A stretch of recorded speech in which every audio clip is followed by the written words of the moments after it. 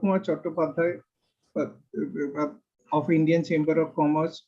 Our chief guest is Mr. S.K. Mohanty, whole-time member of SEBI. Our guest of honor is C.S. Anil Kumar Dubey, Chairman of Institute of Cost Company Secretaries of India Eastern Region. We have with us also Madam Rupanjana Dev, and we also with us Mr. Sudhakar Saraswatullah, Vice President, Corporate and Secretarial, Reliance Industries, and last but not the least, we have Mr. Rajesh Mittal, CFO and Company Secretary, Apex Auto, and past Chairman, ICSI Eastern Region. Now, I would like to request Mr. Alok Chattopadhyay to deliver the formal welcome address.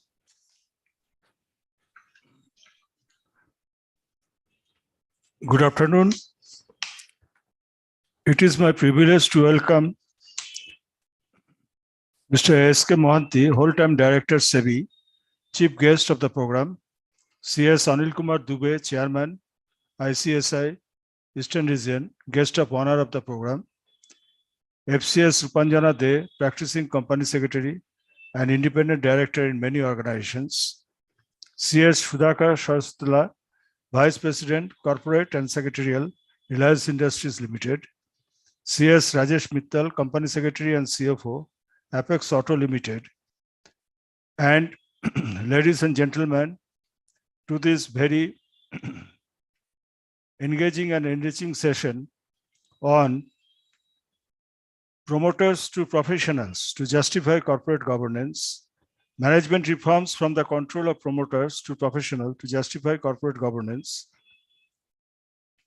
hosted by Indian Chamber of Commerce and supported by NFCG. The evolution in the management of family-run businesses in India is to a great extent filled with challenges. The definition of a family-owned but professionally run business is a company that has a CEO and managing director or an executive chairman who is not a member of the family. Why does the handover take place? Increased complexity of operations in today's business environment, which is a mix of boom and recession in different sectors of the economy. To have diverse perspective within management to fight today's tooth and nail business competition. As promoters step down, the stakeholders want talent to help the company succeed in the long term. Promoters in India do recognize the need for professional management. However, some prefer imposing their overbearing control on the managers they hire. This is unwarranted and should not be accommodated. A professional will always look at the interest of all the stakeholders, the environment, minority shareholders, the employees, the suppliers, the customers, rather than taking care of the exclusive interest of just the promoters. Today's conference is about promoting independent functioning of professionals and preventing control by promoters for narrow interest. It is about deciding how much control to relinquish and to what extent family members should be involved within the organization. An example, SAP gave Mr. Shikha full liberty to lead the organization, whereas Infosys wanted constant reporting from him. Naturally, conflict arose and rest is history. Today, we have Indians leading companies like Microsoft and Google. Both the founders have moved away into their activities and let professional CEOs run the core company. I would like to study the corporate governance schedule of these companies, but along with that schedule comes an attitude to implement professionalism, which is many times missing in India. I could go on more and more, but would not like to and invite our chief guest, Mr. S.K. Mohanty, to share his thoughts with us. With this, thank you.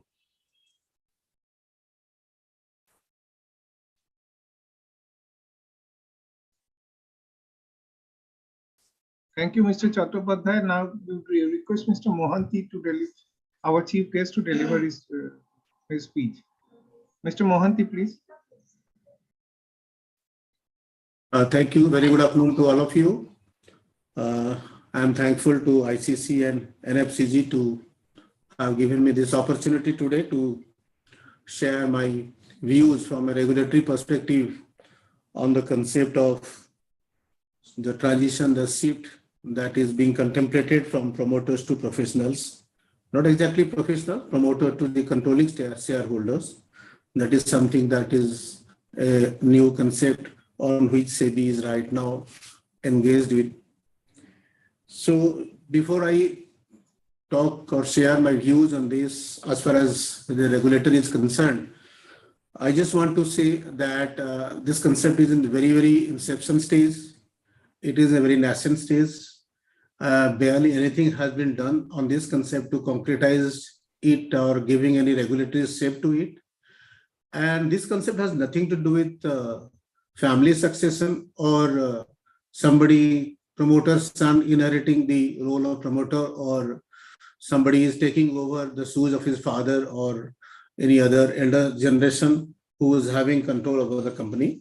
It is just about acknowledging the present day scenario, present day realities of the corporate landscape, present day realities of the investors landscape, that gradually the role of the promoters as promoter, unless the promoter is really in the controlling chair, just by being a promoter, the different regulations of SEBI like ICDR, LODR, and takeover code, they have wasted a lot of responsibility as well as accountability on a promoter just because they are promoter, even though the promoter is barely having any shareholding, and he or she is simply a promoter because his or her name was mentioned so as a promoter in the offer document when the company got listed.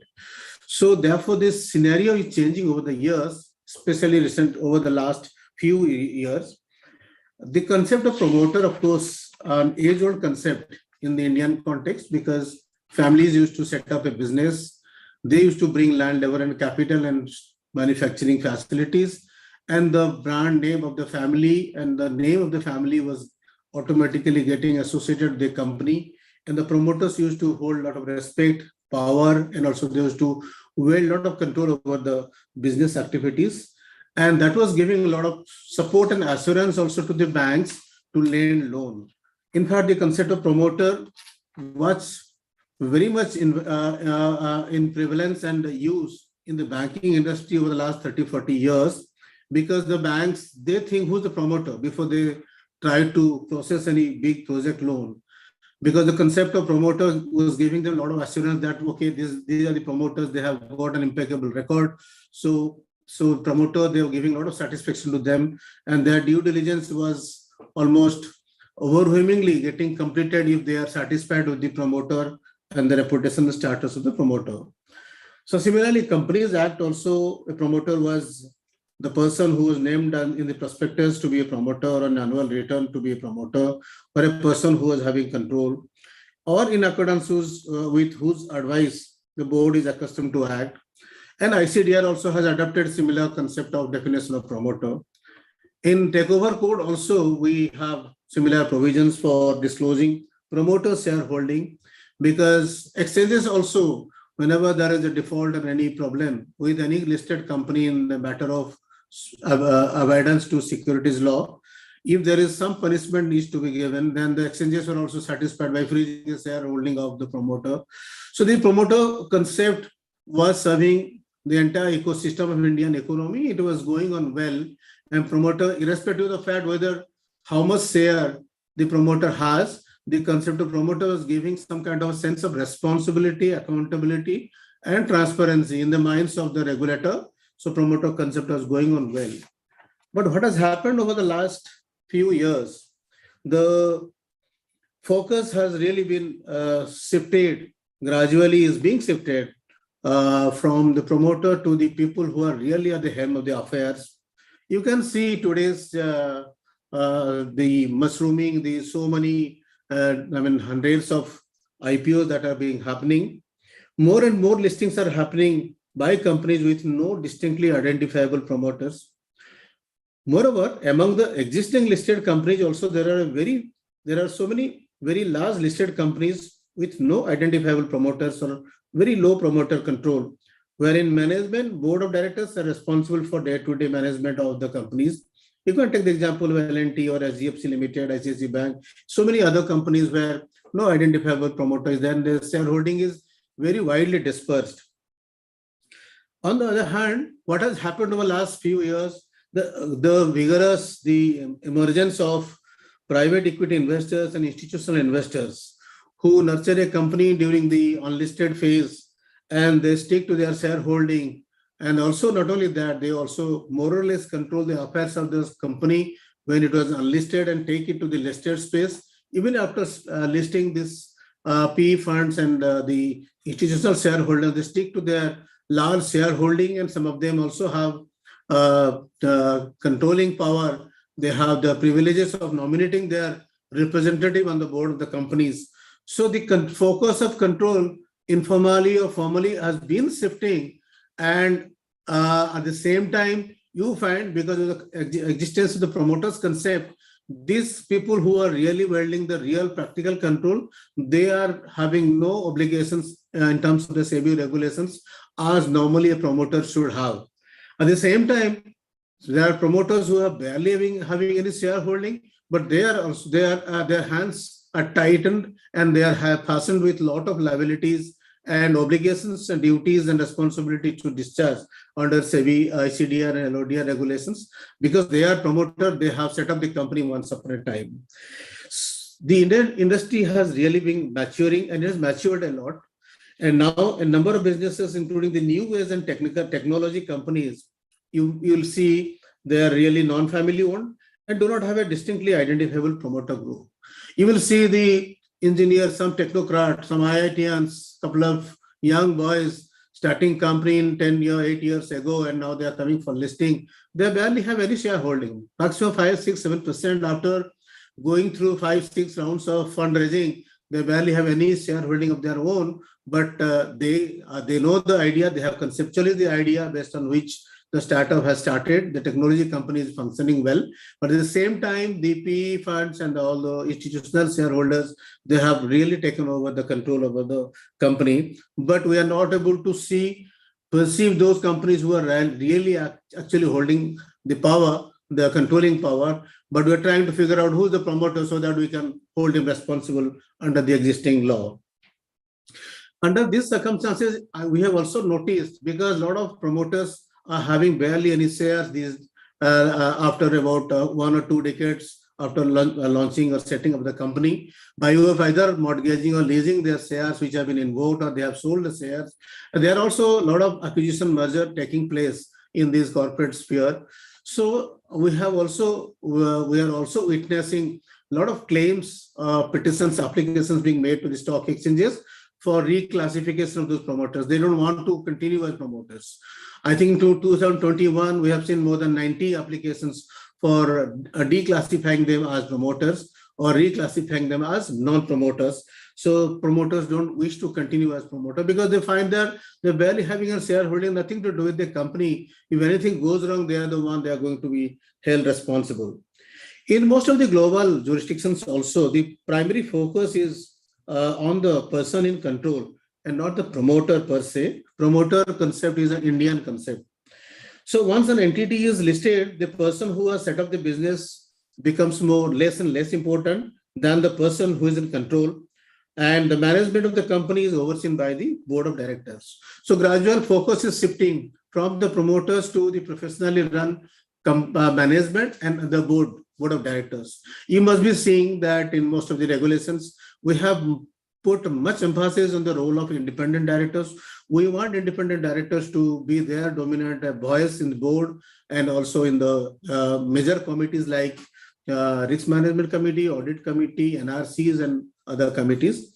So therefore, the gradual focus has shifted to the board's governance and the management reporting to a board.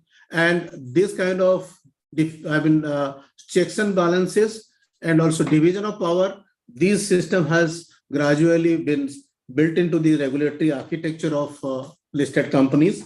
As a result of which, again, the focus, it leaves one to ponder whether promoters, do they have that much of importance that they used to have, unless they have control, definitely. If the promoter is a promoter, at the same time is also having control, then no problem, because we are now talking about the persons who are really in control and command of the companies, not the people who simply call themselves promoter in the offer document, or their names are appearing in the annual reports that they are promoters, instead of the person who really is having the control of the company. So this is what these things were a subject matter of discussions by the primary market advisory committee in SEBI, and we have been consulting the markets, stakeholders, etc. over last several months.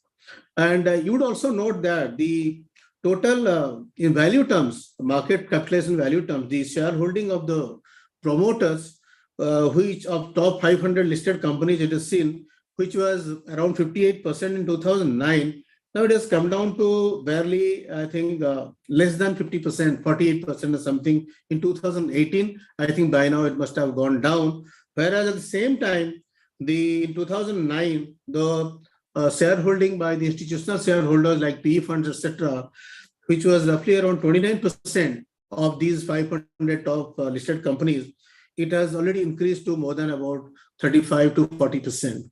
So you can see the transition in shareholding as well.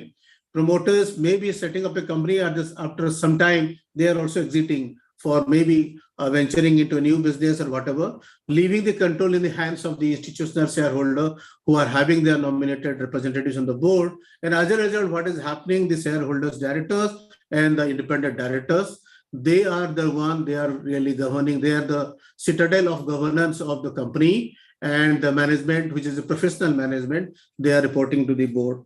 So these are the transition, these are the train that we have noticed. Now, this is the factual context. This is the factual context in which the discussion about transitioning the concept of promoter to the concept of controlling shareholder was mooted by SEBI. And we had floated a consultation paper. And in the consultation paper, we had given our thought processes, like what should be done, and whether the concept of promoter continues to hold any relevance these days, or it doesn't continue to hold any relevance. If it doesn't continue to hold any relevance, whether person in control should be the person who should be held accountable and responsible at all circumstances in all points of time for any regulatory action, or for that matter, for anything, for public to know that he or she or this group is the main controlling group, they are holding control over the company. But as you know, as I told in the beginning, the concept of promoter is just not unique to securities regulation or regulator, SEBI as a regulator. The concept of promoter has percolated into all the regulatory atmosphere, like insurance, banking, and the RBI, and even other regulators. They recognize promoter as a concept, and promoter as an institution who can always be, held accountable for anything that goes wrong, or who can also be, talked to whenever there is a crisis. So that kind of concept is there in all other regulatory architecture. So before going away or moving away from the concept of promoter to concept of person in control, first we have to ensure that all the regulators, all the regulations and the law that is being governed by different regulators, they are at tandem with each other, and they are synchronized, they talk same language. Otherwise, what will happen, the securities law may make the transition from promoter concept to the concept of person in control, whereas other regulators in the banking sector, they will continue to recognize promoter as the one who should be believed or relied upon. Then that kind of regulatory approach, asymmetry, will create problem for everyone. So as I said, now the increased focus is on the quality of the board management, and it is time has come to ensure that those promoters who have very less shareholding, barely having anything, but still some of them also continue to wield their power and their personal influence over the management and affairs of the company, which is quite disproportionate to their economic interest in the company. That is also not desirable. At the same time, the institutional shareholders who have the real majority shareholding and also controlling from the background behind, but at the same time, only promoters who have barely left with any shareholding, they are made to stand in the front to face all the regulatory brunt. That also is not desirable. The people who are really having control over the management of the board because of their sheer shareholding and their interest, economic interest in the company, they should come to the front and they should also face the regulatory norms or regulatory criteria or regulatory whatever guidelines and the legislations. So therefore, in this context, the thought of transitioning from the promoter concept to the concept of person in control has emanated. Now, we have made, I can tell you, very little progress in this matter because the feedback, the views are still, there is a cross current of views going on. While the new age technology companies, they are readily agreeable to this concept, and promoter concept is they are alien to them because they have set up the business in an atmosphere where there is no considered promoter. They set up the company and they start giving shares to different fee fund and institutional shareholder, and they don't believe in the considered promoter. So they want that the person who is in control and command, all the KMPs of the company, they should be there in the forefront, and instead of promoter being there. Private equity investors also, they want that. Some law firms, they want, no, promoter concept is a very age-old concept and gives a lot of satisfaction and assurance and confidence to the industry and to the regulator that should continue. Whereas some other law firms, they say, no, that is an old, outdated, antiquated concept that we should get rid of. Some promoters, they say, no, promoter concept should continue because this is what we have, this Indian culture is all about. And but SEBI should give relaxed norms about minimum lock-in period of promoters' stake and all that, so the promoters can not only set up one business, they can move to other ventures. So at the end of the day, I would like to comment with my closing remarks that after all, promoter is neither an agent or a trustee, nor a trustee of the company. And it should be made very easy for promoters to exit the company in terms of shareholding and not be called promoters thereafter. The current promoter group definition being very wide includes a lot of people that have nothing to do with the concept of promoter. And the transition that we want from the bank-led market, that economy that we have been seeing, to the market-led economy, persons in control and controlling shareholders to be identified correctly. Corporate wealth should be looked at, and also we should take cognizance that the management is in charge and is overseen by a board of directors, and it should be accordingly legislated. There can be arguments for and against the concept, but this is in a very nascent stage. So it's good that the ICC and NFCG have started the dialogue, debates and deliberations on the concept. It is good for the concept to grow further. And if any tangible suggestions, proposals, or any thought processes come out of these discussions that we are having today, so we would like to definitely welcome those ideas and suggestions, because as I told you, 3 prongs action plan that we are planning to do. First is to engage with other regulators to ascertain and resolve regulatory hurdles, if any. Second, to prepare draft amendments to securities market regulations and analyze the impact of the same. If you redraft the regulations that today as they are, by removing the concept of promoter and implanting the concept of persons in control, then what is going to be the impact, overall impact? That is something we are trying to look at. And then further, they'll deliberate it with stakeholders, primary market advisory committee, etc., to take the concept forward. Thank you. This is a very nascent stage, a very conceptual stage, and it is good that we are having discussion on this subject. With this, I thank all of you for having given a very pleasant hearing to me. Thank you. Thank you, sir. Request you to wait a couple of minutes in case anyone has questions, because Mohanty sir may not be available till the end of the program. So if anyone has any questions, you can ask now in the chat box or.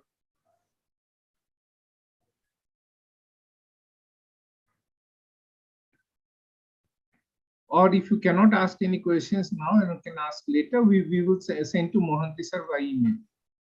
Sure, no problem.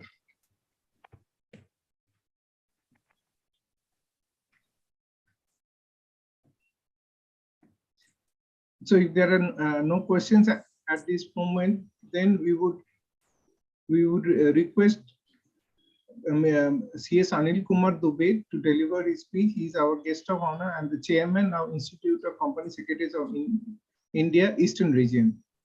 Request Mr. Anil Dubey to share his thoughts with us, please. Thank you, Rajarsi Ghosh, and thank you to Indian Chamber of Commerce and NFCG. Today, Chief Guest SK Mohanty sir. Sir, namaskar, namaste.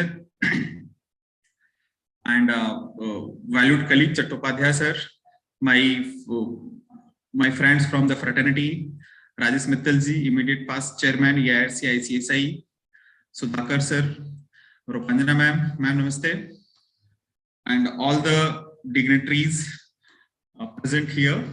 And first of all, friends, in this turbulent period, I pray to the Almighty, He blesses you and your loved ones with good health. I am indeed very happy that EIRC of ICSI has joined hands with the Indian Chamber of Commerce for this webinar on management reforms, and the topic allotted to me, management reforms from the control of promoters to professionals to justify corporate governance in family business, theory and reality. Friends, the world is witnessing a period of rapid change, and we as a professionals need to apply the diversified knowledge that we possess in order to excel in our roles as a professionals. And that's why I started with the quote on this as a quote on professionalism, that is a professionalism is knowing how to do it, when to do it, and doing it. Okay. Coming back to my topic, friends, for years, companies in India particularly have been dominated by the family-owned businesses. And there is two extreme end. One is that everything is bad with the promoter-controlled companies. And there is another extremity that is everything is good with the professionally managed company. We will try to delve and discuss how these two extremes combined in a middle ground, and what are the merits and what are the demerits in both the type of structure, that is a family dominated or professionally managed companies. In India, companies have been transitioning from family ownership to the more professionally run operations, and that transition is, friends, not that really a smooth one. That takes a lot of risk and courage, and sometimes there is a lot of issues also. And as per I was going through some data, that means the family-owned businesses, only 2 to 3% family-owned businesses survives to the third generation. Because what are the factors we will discuss, friends? There are three primary reasons for this phenomena. First is the increased complexity of operation in today's frantic business environment. In the family-owned businesses, there are certain key persons. They take every decision. They handle all the aspects of the business. But once the business grows up, there is a problem which needs to be addressed, and where the delegation of the responsibility from the promoters required. Second, as a promoters step down, the firms demand appropriate leadership as well as the talent to help them succeed in the long term. Regardless of the industry, fields are becoming increasingly competitive. Therefore, this transition from the family-owned business to the professionally managed company need to be with great caution, with great careful. There should be no haste, and there should be proper phased out transition. The transition cannot be the overnight. In case of family businesses, friend, corporate governance is especially important because the boundaries of ownership and management are blurred by the overlapping of the two systems of family and business. This overlap makes the creation of governance structure challenging and elusive. Approaching the creation of governance structure as a process of development and understanding the reasons behind the pattern of adoption becomes a key element for family businesses. As a company secretaries, it's our responsibility to look after the governance issues in the corporate. There is a lot of procedure that needs to be followed to have a robust corporate governance. Hence, in the case of family businesses, advising families to write a constitution or to create a professional performing board of directors without understanding the family, their values, interests, and mindsets may result in building useless structures that can generate more cost and unnecessary conflicts within the family businesses. It can also result in rigidity in the governance structure adopted when governance structures need to be flexible and changing over time to adopt the family business need. Developing governance structure in family business is a long, reflective process. Time is a relevant variable in such a process as the institutionalization of the corporate governance structure in family businesses can take over years. As it is a continued process, changes are done smoothly for better transition from promoter to professional. Friends, as we go further, in the what are the merits of the how any business idea is conceived? Because no businesses, in the same case of merger or amalgamation, every business is started from the scratch. This is from a startup, from one sole proprietorship, and then during the phase of the development, they becomes the unicorn or multi-billion-dollar companies. For that, what exactly happened? Not only the family-owned businesses is often dependent upon one or several key leaders. That is, I call the key person risk. Because in the family businesses, there are 2-3 people, or normally the founder, who is taking all the, and he is the person on whose decisions the entire businesses survive. The leader is often the original founder, an entrepreneur who sees a good idea, is crouched for capital and the customers to make it happen, and often work for 70 to 80 hours in a week at a great personal sacrifice. The leader has a long personal relationship with key customers that made company a success and on whom the business is still heavily dependent on. The same individual has strong ties with key suppliers and manufacturing process, personnel, and many aspects of the business. And believe me, friends, in the small companies, whatever the business, whatever your financials, if you go to the lender, bankers, or anyone, that is completely, they first see the person and later the business. If you're going for the credit line of any bank, these key persons, integrity, his vision, his integrity matters first for the bankers to lend to the family-owned businesses. And the promoter, the main person who is involved, he puts a great sacrifice because in every loan transaction, he has to give his personal guarantee. His entire personal wealth, he has to put for the success of the business. Therefore, these key persons in the professionally managed company, if you go by that, there is a proper functioning board. This survives the loss of leaders where they are actually trained, because some people will go and some other people will take over. That transition is very, very difficult in the family-owned businesses.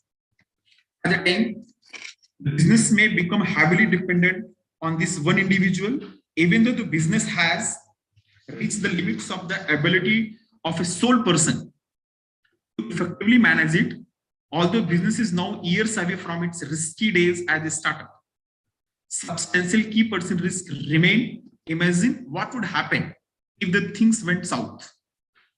If that key person, your seed leaders, become unable or died for whatever reason. Would the customer and suppliers deal with the same company? The lenders will be the lending to the same company because now the key persons are not there. There is a lot of personal rapport the key person has developed with the various stakeholders of the company. If that person is not there, every stakeholders will have a hesitant to deal with the company. And that is the key reason a lot of family-owned companies don't survive after the absence or departure of the key person. On this point, simply, it's surprising how many do not survive a lot of key persons. If you go with the data, the survival of the family-owned companies, with or without the key person, then the data is very glaring. I have told you 2 to 3 persons company only survive up to the 3rd generation. Contrast all this with the typical professionally managed company, where there is a strong management team with greater size, depth, and ability to better survive the loss of a leader. In addition, the typical professionally managed company often has a stronger equity capital based to weather any transition. At some point in time, with all these good points, in company's life cycle, friends, the key person actually can become a problem because the company is her own baby. The individual may be reluctant to delegate responsibility, even that the business is too big for one person to effectively manage it. While competitors are innovating and the needs of supplier and customers are evolving, the leader may be bogged down and may miss the sight of opportunity or threats to the business. Even though the professionally managed company leaders can make the same mistake, but it is a family-owned company's owners' emotional ties to the business that can impede taking appropriate actions. That is very important. As a parents, when the kids are small, we decide everything for the kids, what they want to do. But when they grow up, we allow the space, we allow them to make the decision on their own behalf. That fine line to be drawn when you are going to make every decision for the business, and when you start delegating so that the business, the team should be ready, team should develop so that if any transition is required, the team should be able to take over that. Most important, another thing that comes in the family-owned to the professionally managed company, that is the issue of the succession. In the family-owned businesses, because in the professionally managed company, there is a well laid out succession plan. That is a merit-driven. But in the family-owned companies, there is a lot of issues in the family succession. And that succession comes, some founders have a good fortune. Okay. That have a good fortune, to have a good offspring, good second generation to lead and to take on and to lead the businesses to the next level. But sometimes things may not be that dreamy. The second generation is not competent or capable to lead the business as done by the founder. And sometimes that's a human psychology. As a founder, people do not realize that their second generation is less competent. They are not able to lead the business to next level. Therefore, they do not expect the same kind of competency as from professional management from their own offsprings. And that challenges is very, very problematic. Everyone has in some knowledge, there are some very good companies that was doing a lot of things. Father went, son comes, and company destroyed. That kind of situation as a founder, as this, where you are aware, you have to be very, very objective. But there is a lot of emotional consideration, lot of social pressures where the founders fails to realize that. Okay. And that is true for every entity, not just for about the family-owned businesses. And even more difficult issue arises if the owner does not demand of the same competence level, because the businesses is depend upon the meritocracy. In the professionally owned company, merit is the criteria. If suppose board is not performing, management is not performing, shareholders have a choice to replace them or sell the stock of that company. And the prices will crash down in the stock market. Because they can show their displeasure immediately to the company. If there your decision is not driven by the merit or not in the interest of the every stakeholder. But the same situation is not available in case of the family-owned company. That is the big issue. And there is also problem. The opposite problem can also be the unreasonably high expectations. Okay, that is called the performance punishment. Suppose, for example, if father has done something great, there is more and more unrest expectations from their second to perform more better. That may not be true. Amitabh Bachchan is Amitabh Bachchan. Abhishek Bachchan is Abhishek Bachchan. Two are both individuals, personalities. But comparing the success or achievement of the Abhishek Bachchan in the context of Amitabh Bachchan makes the things worse for the Abhishek Bachchan, because he is individual in its own right. But that is how the yardsticks are developed by the society as well as the business community to judge it. So in that situation, whatever the natural talent or quality of the office's second generation may be impede in the high expectations. The balance should be made so that the natural talent come forward. That means incompetent persons should not be promoted at the cost of the business. At the same time, so much expectation should not be put on individuals so that whatever his natural talent, that should also come out. So there is very, very important things to make when we are making the transition from the family-owned entity to the professionally managed business. Then friends, another issues are there. As a I'm a valuer to as a valuer's point of view, because there is a lot of factors are considered when the businesses are being valued in the family owned or to professionally managed. There is a lot of criteria we put as a factors. For example, I have seen that as a professionals, the multiples of the professionally managed companies are blindly applied to the family owned businesses without making any adjustment. There is need to be lot of adjustment, because what is a Walmart is doing it at their P ratio, you can't apply to a 10 store small retail chain company. This is extreme example, but I'm giving you that. That means valuation criteria is also there, because in the family owned businesses, I have told that there is a lot of value depends upon the personal rapport relationship developed by the founder. That will be immediately vanquished once the founder is not there. Therefore, these individual and subjective considerations should be always there. Professionally managed company have a harder time perpetuating in company management, but I have told that the investors can always punish them immediately in a fraction of a second. Third most important point that comes to while in the transition phase, that is access to the financing. As a professionally management companies, people have a larger team, disclosures, transparent accounting, but in family owned businesses, that access to depends upon the personal integrity of that founder. Therefore, when there is going to be change for the professionally family owned to professional management, and there is a lot of issues come. My professional friends are there, they will agree that when the company goes for the professional management, you go for the stock exchange listing, then there is more responsibility on the promoter. There is two classes of shareholder, becomes promoter group and public shareholders. As a board, you have to be acting for the interest of all the shareholders, not just for the promoter group. That realization, because the concept of the separate legal entity does not play much role in the family owned businesses. It becomes not in the practical life. It is more on paper. But once the same company goes for professional management company, go for the public, go for the stock exchange, the concept of the separate legal entity plays a very vital, significant role. Because the person, there is a concept that this is my company. I can do this, my way is the highway. I will decide everything. But once you become professional management as stock exchange, there is a lot of obligations and restrictions and decision-making process. And that is where I have seen that in a lot of companies, the promoters did not realize that, and they keep taking a lot of decisions where they are enriching themselves at the cost of the public shareholder.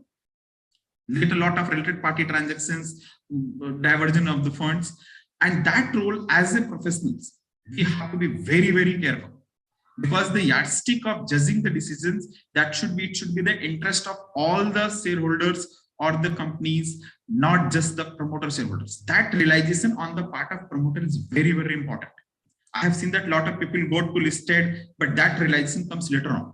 So as a profession, it's our responsibility to aware them, to educate them, to warn them what are the, because if you're taking the public money, then you are also going to bounded by the responsibility.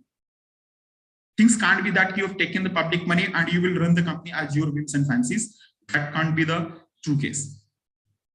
In that situation, always there should be proper laid out plan, proper, and this transition can't be the overnight. I have told that you should identify the talent, scout the talent. It may be outside the family also. There is a lot of businesses where the family members are not managing. They are just having the ownership, but it is being managed by someone outside. Independent professional management. That decision has to be taken so that it should be, because that transition depends the life span of the business, ultimately the economic development of the country and well-being of the whole country. With this, I close my remarks, and I'm really, really thankful to the ICC and for organizing this one, and we are really happy to be associated with you, entire team, Alok sir, Rajesh ji, and this is a really, really pleasure to talking to all the friends. Thank you very much. Thank you very much, sir. I request you to stay connected or come back just before for the Q&A. Sure, sure. I will be listening. Yeah. Now I would request Madam Rupanjana De to deliver her speech on promoter to professional in rather corporate governance in family business. Am I audible? Yes, yes, ma'am. Yes. Okay.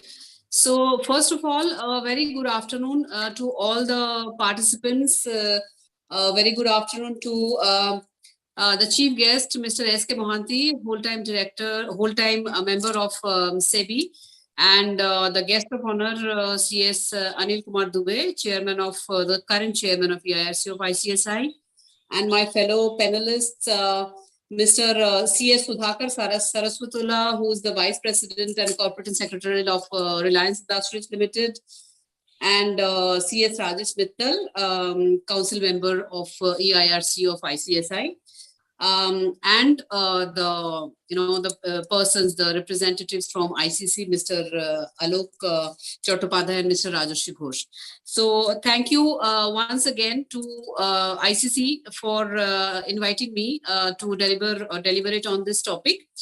I really enjoyed the deliberation of my two earlier speakers, and also of what Mr. Alok Chattopadhyay said as an intro. And I was, I'm a more enlightened person today after I, have listened to my fellow speakers, especially Mr. S.K. Mohanty, the whole-time member of SEBI. He enlightened us on so many points, and which is really very interesting.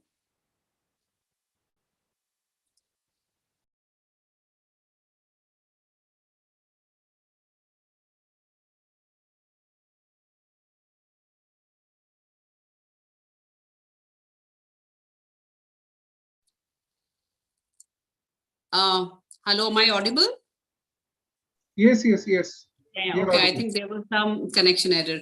So it was really enlightening to listen to the other two speakers and to know, first of all, Mr. Mohanty mentioned that the declassification of promoters, since from 2009, it was for 58% promoter holding, and now it is less than 50%, which shows that, promoter driven companies are going towards more professional driven companies, which is of course a very positive sign in line with what CS Anil Dubey has mentioned.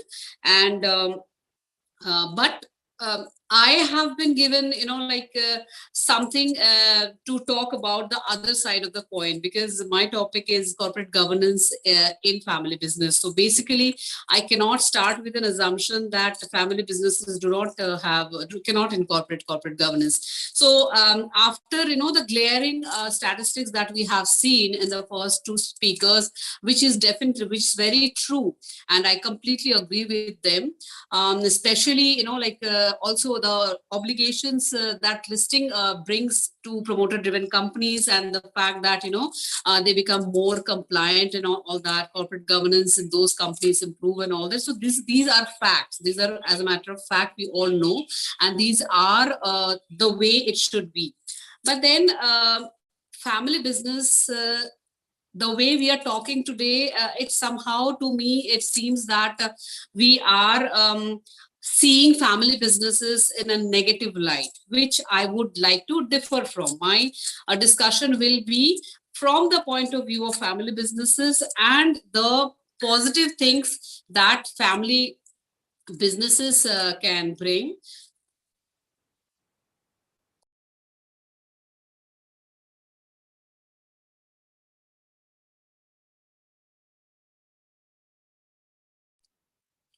So from the point of view of the people who start businesses today, family run businesses that are existing today, there are many positive things provided they incorporate the corporate governance element into their businesses. So I am going to discuss from that perspective and how rosy the picture can be for family-run businesses if they follow corporate governance norms. So I start with that premise, and because we all know, I understand we all know what corporate governance is, but because I'm going to base my discussion on this premise, so I start with a like just a basic understanding of corporate governance, which is, when we are earlier we used to talk about shareholder wealth maximization. Now we talk about all the stakeholders, not just the shareholders. And stakeholders involve, employees. Apart from shareholders, employees, the creditors, the bankers, the society, the government, everything. So everything who have some stake in the company in some way or the other. So when a company is run, the company has to maintain the interest of all the stakeholders, not just focus on earning the profit for shareholders. So that's corporate governance. And corporate governance in family business, that's what my topic is. So we also know what family business is, but I would like to go to a definition of we all know that family business is basically run by one family, or not necessarily everybody in the family is involved, maybe 2 or 3 or 4 more members. There are some companies where are 40-50 people of the same family are involved. So we all understand what corporate so family business is. I would like to go to a definition of corporate governance, family business, which was given by the international the World Bank's International Financial, just a minute, I have to just check where I have written this definition. I'll just take 1 minute. Yes, it is the Family Business Governance Handbook by International Finance Corporation, an institution under the World Bank Group. So they defined family business, which has been widely accepted as the corporate definition of family business. So they say family businesses constitute the world's oldest. They're talking about the family businesses. They say the family businesses constitute world's oldest and most dominant form of business organizations. In many countries, family businesses represent more than 70% of the overall businesses and play a key role in the economic growth and workforce employment. In Spain, for example, 75% of the businesses are family owned, and they contribute 65% of the country's GNP. Now, this is not a very, disheartening piece of information. This is rather encouraging, because family business is not all that bad after all. You're contributing a lot to the gross national product. So now how we can actually have corporate governance, and what happens if you're incorporating corporate governance in your company. We all have heard CS Anil Dubey, who has spoken very in detail about incorporation of corporate governance, and we are going to listen to Mr. Sudhakar Saraswatullah. I'm waiting to listen to him. He is a great speaker. So I'm not going to go deep into these things. I would rather talk about the family businesses of the world famous family businesses that have survived for not just decades, for not just centuries, but more than a millennia. So let me talk about that. The Bank of Korea, to start with, I'll start with a survey that was done by Bank of Korea in 2008 to find, which are the old family businesses. And they did the survey in 41 countries. And they found out, and the definition of old business for them was businesses that were more than 200 years old.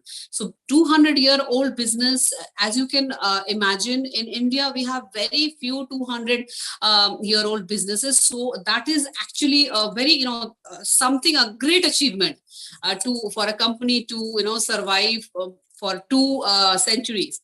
So that was their criteria of finding family-run businesses that are older than 200 years.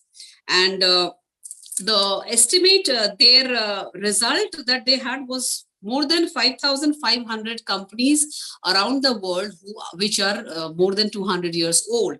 And 56% of that is in Japan. Now, we all know the amount of governance that Japanese companies have. I have a personal experience with that, and I'm going to share that later on. So 56% of that, those 5,586 companies, which are more than 200 years old, is from Japan, being 3,146 companies. And 15% is in Germany, being 837 companies, 222, that is 4% of the companies are from the Netherlands, and 196 companies, being 3%, are from France. And then there are from Austria, from UK, from Ireland and all. And of course, from India also, there are a few companies we are going to talk about later. So now these companies, how have these companies survived over centuries? And, these are not the companies that don't have corporate governance in place. They have, of course, corporate governance is a new term. They did not have historically, they may have had some kind of governance. That is why they have, survived to till this date. So some kind of governance has been there. And when we are talking about family businesses, we must not therefore assume that there is no governance, or in today's parlance, the corporate governance. So I will go to a few examples now of the oldest companies, and it's actually very interesting to see how old these companies are. And I would like the participants to have this as a takeaway, because they can, when they are back home, they can research about these companies, and there is so much to learn from these companies also, the way they have done their governance. So I will share the stories of the first 10, not the stories, the first 5 companies. I'll share the stories, not the stories, actually, a little detail about those stories, those companies. And then I'll share the first 10, the oldest 10 companies names. So the oldest one is a Starking, you won't believe, it's a Congo Gumi Company Limited from Japan, which was incorporated in 578 AD, making it 1400 years old, more than 1400 years old. As on date, it is almost 1450 years old as on date. So now this company it was a construction company. They were a company comprising of many carpenters. And if you have seen those, Japanese temples and all that, or houses even. So these were the companies, the company was incorporated to provide the carpentry services and the construction services for these temples and Japanese houses, incorporated in 578 AD by one Mr. Congo. I don't know the exact name of the family, but that was in 578, and today it is the 40th generation of the family that is running the company. Now, this is contrary to what Anil just mentioned, that most 2 to 3%. But what he mentioned is the general statistics. What I'm saying is the rosy side of it. I'm not saying that there are. He didn't say that there are not companies that did not survive beyond the 3rd generation. But the example that I'm giving, these are the exceptions. But exceptions prove that it is possible. It is possible for a company to survive for thousands of years in the single family run business. So this is 1444 years old, and the 40th generation is running it. Until 2006, the company was doing quite well. When things they ran into difficulties, and finally the family ownership was divested, and it was taken over by the Takamatsu construction group of Japan. So, but still since the company is in existence, it continues to be the oldest company, which is a family run company. So that is the roses side. The second oldest company is from 705 AD. Once again, a Japanese company, Nishiyama Onsen, Kevinkan. Onsen is basically Japanese bath spring, hot spring company. So that is used as a therapy, as tourism, as entertainment, recreation, everything. So they formed this company in the family in 705 AD, and the company is continuing in the same family for more than 1300 years till date. The third company is once again a hotel company in the form of Japanese ryokan. So Japanese ryokan is basically, Japanese, bamboo, Japanese style houses, which ryokan is the hotel version of Japanese houses. Now this ryokan hotel was formed in 707 AD. So this again is more than 1300 years old, still in existence. The fourth one, once again, a Japanese company. Till the fifth one, I should mention, is a Japanese company. It's a Hoshi. It's again a hotel company dating back from the 718 AD. And the 46th generation of the family is running the business now. It is also the hotel industry. The fifth one is Genda Shigyo, incorporated in 771 AD. It is a company producing ceremonial papers, the papers with which you decorate marriages or funerals or any occasions. So that company, just imagine how sustainable that product might have been from 1771 to more than 1250 years, they are running this company, and it is in the same family till date. Now, the sixth one, the first company outside of Japan, the first oldest was from, it's a restaurant from Salzburg in Austria that was incorporated in 803. So more than 1200 years old. It's in the same family till date. And then Staffelter Hof of Germany from 862 AD. It's a wine company, still continuing the same family. Number 9 is again a Japanese company. This is called the Tanaka Iga from 885 AD. It's a company producing Japanese religious goods. So, religion is everlasting. So, it's a very good business opportunity. So, of course, the company has survived till this date. And it's more than 1100 years old. The ninth and 10th company, both are pubs. And we know how popular Irish pubs are. So this one is an Irish company, the 9th one, incorporated in 900 AD, Sean's Bar.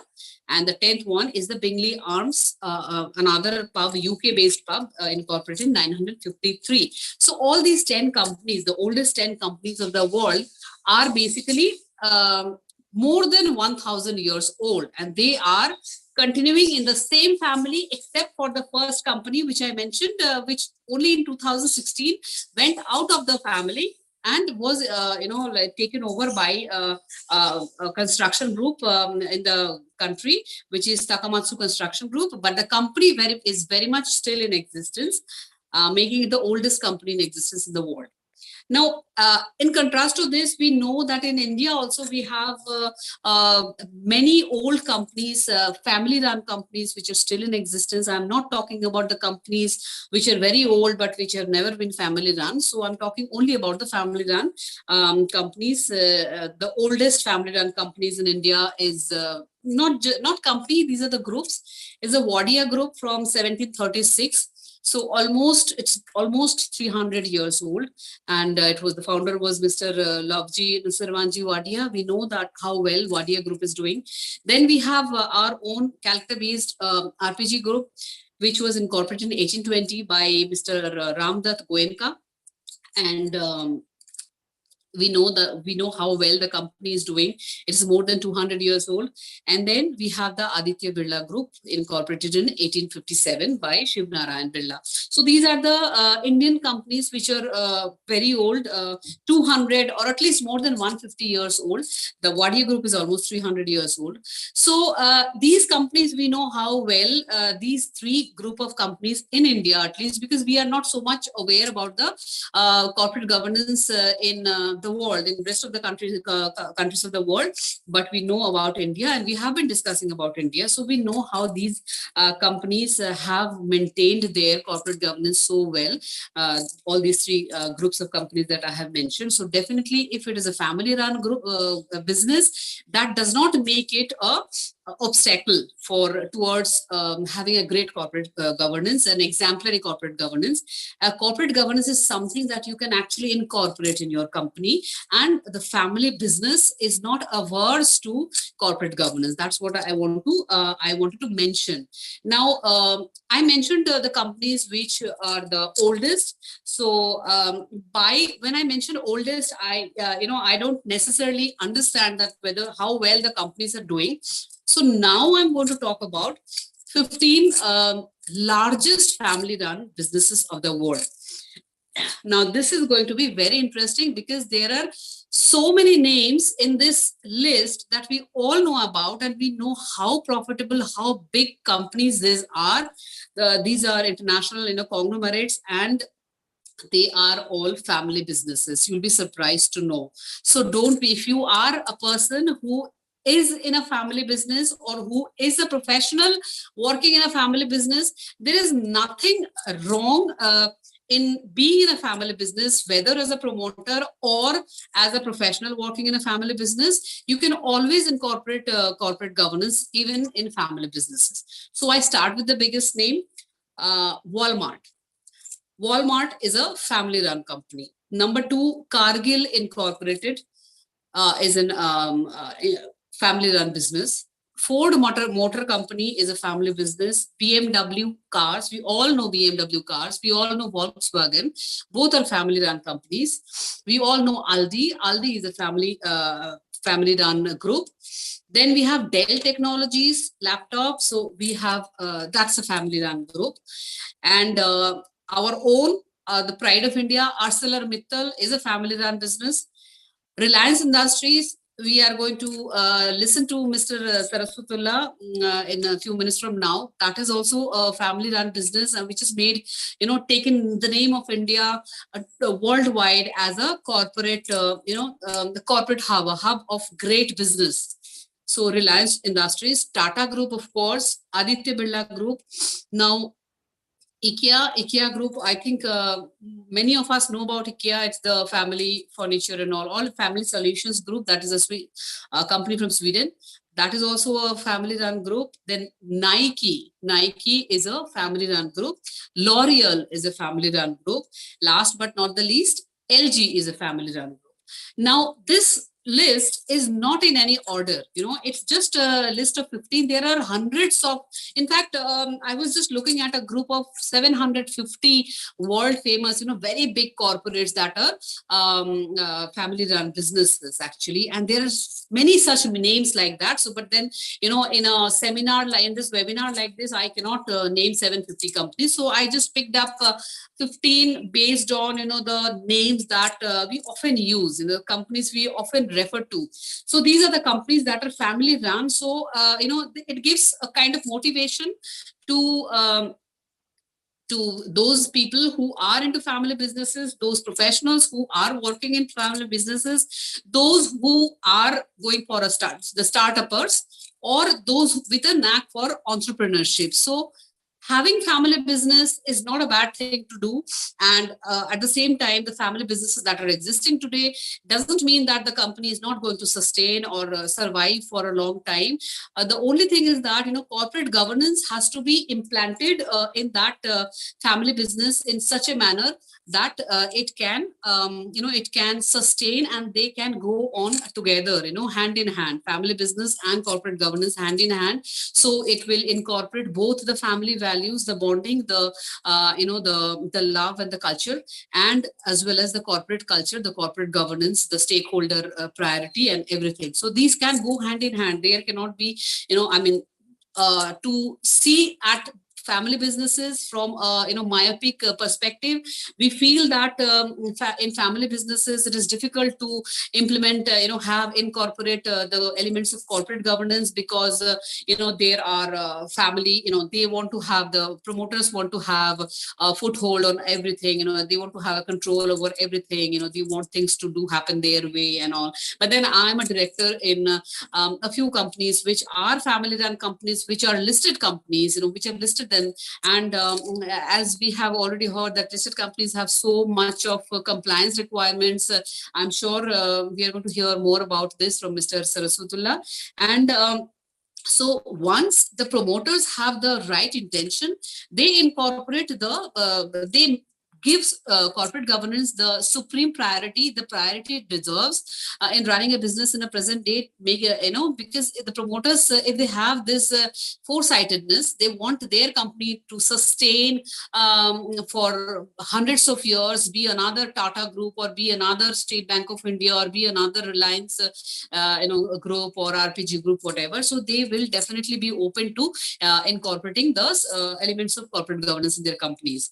But then, so said, I have also seen from my personal experience, I have also seen family-run businesses which are averse to corporate governance. I will not name the company, but I will just give an example, because I understand many participants here are professionals, CA, CS, and maybe cost accountants, and maybe students also from the corporate also. There are so many people.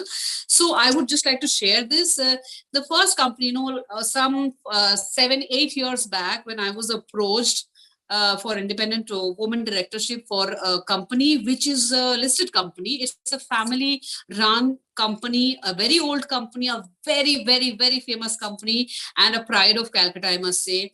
And we all use its products. I'm not going to say beyond that. So we all use its products, and we all, are so proud of the company. It's a huge company. It's a family run company, but being a family run company definitely does not make it small. I was proud to receive this offer to join the board. And I was more or less positive, because I saw the compliance wise it was okay and all that. Everything was being done in time and everything was fine. And the person through whom this, the person who recommended my name was also a very famous company secretary in practice. So I thought, okay, everything is good. But then when I was approached by the company directly, when they talked to me after this recommendation, they made it through. They liked me, and everything was done. And then they mentioned that, madam, you don't have to come to the meetings. So I was a bit taken aback when I heard this. I mean, I said, if I'm the woman director, I'm the independent director of your company, then why don't I have to come to the meetings? I mean, I don't understand, because I would like to contribute. So they said, madam, this is a Babu company. This word is being used in India in such a negative implication, and that is exactly what the person said. This is a Babu company, it's a family-run company, they don't want external interference. Now this is, then I said, I right away said to them, that was as I mentioned, it was the first offer, and anybody would grab at an offer like listed company of this stature, this big, and would like to become independent director there. And they said, madam, you will get your sitting fees and everything, and you just have to join. So I said, that is almost name lending. I'm not going to do that. I'm not interested. If I'm not able to contribute to the company's policies and to the board, then I'm not interested. Then the person tried to convince me that it's such a big company, why are you losing this offer and all that. So I said, I'm not going to join this company, because this is indicative of the fact that the very fact that they said you don't have to come to the board meetings, it shows that the company's compliance is only in paper. Although the best of the company secretaries are involved in the professionally advising the company, sometimes in some family-run businesses, the scope of compliance becomes very rigid, and these companies, in my opinion, these are the companies that do not survive beyond, for a long time and beyond a particular, a survivor. As mentioned by Anil, I would like to say these are the companies which do not go beyond second or the third generation, because the outlook is very restrictive. They don't want the professionals to come inside, although the compliance requires them to do. So they would rather go for the compliance in paper and not in spirit. So these are the companies basically which do not survive, and which have the negative image of which give the negative image of compliance, the corporate governance. But the companies that I mentioned, all the biggest family-run companies in the world, and the oldest family-run companies in the world, the oldest family-run companies in India, these go to actually show that family-run business is it's not against corporate governance. And corporate governance is also not, each of them, corporate governance and family run business, these are not, against each other. They can go together. So this is the bottom line that I would like to mention. Once again, another point that I would like to mention is that those who are into family businesses, they have to have a positive mindset. They have to accept corporate governance norms and every regulation of SEBI as requirement for their own sustainability in the future, with open mind. They have to accept this, and then there is nothing that can stop them from developing, growing further, and running for centuries or maybe even for millennia. And then the last point that I would like to mention is corporate governance is an obstacle to growth of family business, nor is it a threat. Now, for family businesses that can incorporate corporate governance or just governance, the companies which have incorporated governance in the past, now these are the companies which have survived for more than thousands of years. So it's not definitely not a threat to family businesses.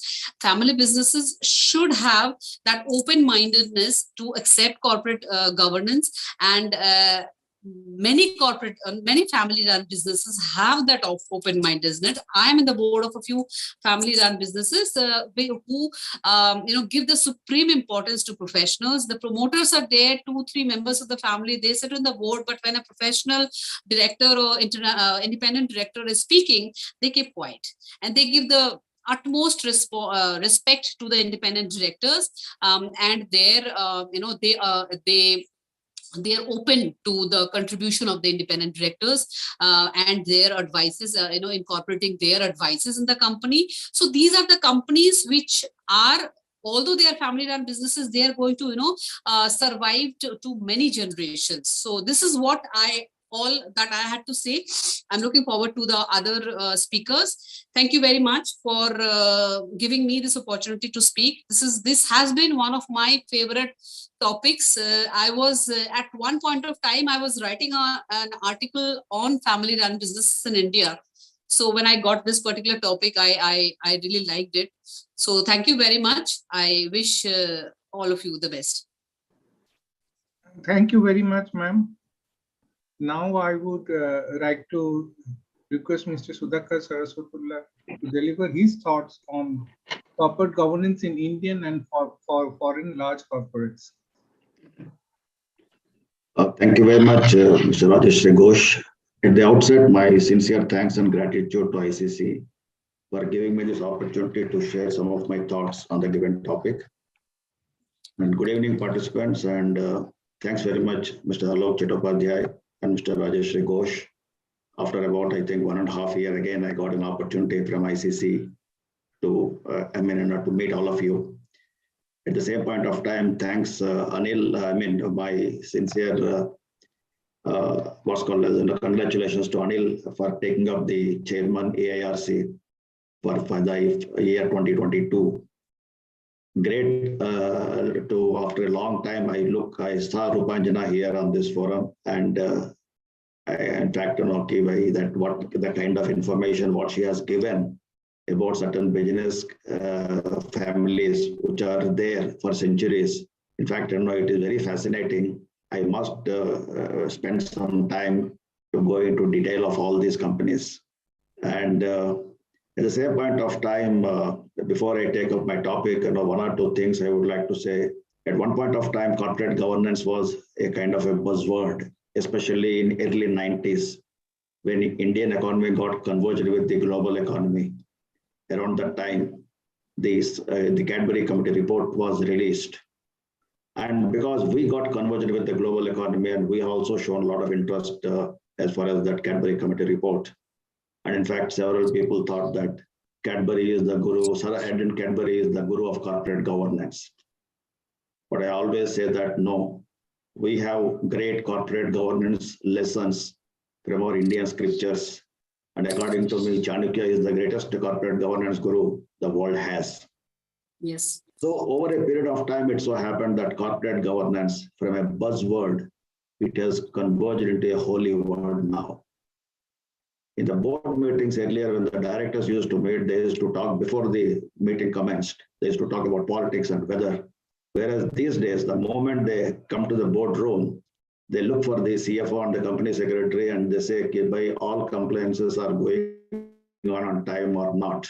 Any kind of notices, anything from the regulators. Because of late, the compliances are playing a very crucial and critical role. And any kind of wrong happening, there is a kind of series of amendments are coming. And over a period of time, it so happened that the compliance has become a kind of a burden, especially for the small companies, whether they are listed or unlisted. Sometimes people used to ask me this question also, should we focus on the business or should we focus on the compliance? And of course, the answer for that is no doubt about it. When you have to play the game, you have to play as per the rules. I always say that whether you are small or big, when you are conducting the business, that business should be as per the framework provided by the regulators. Sometimes, yes, cost of compliance is increasing day by day, no doubt about it. But this gives a lot of confidence to all the stakeholders who are concerned with that particular corporate. I have a small presentation, and after that, I will go through that. Then we can have any questions are there. I can take care of that.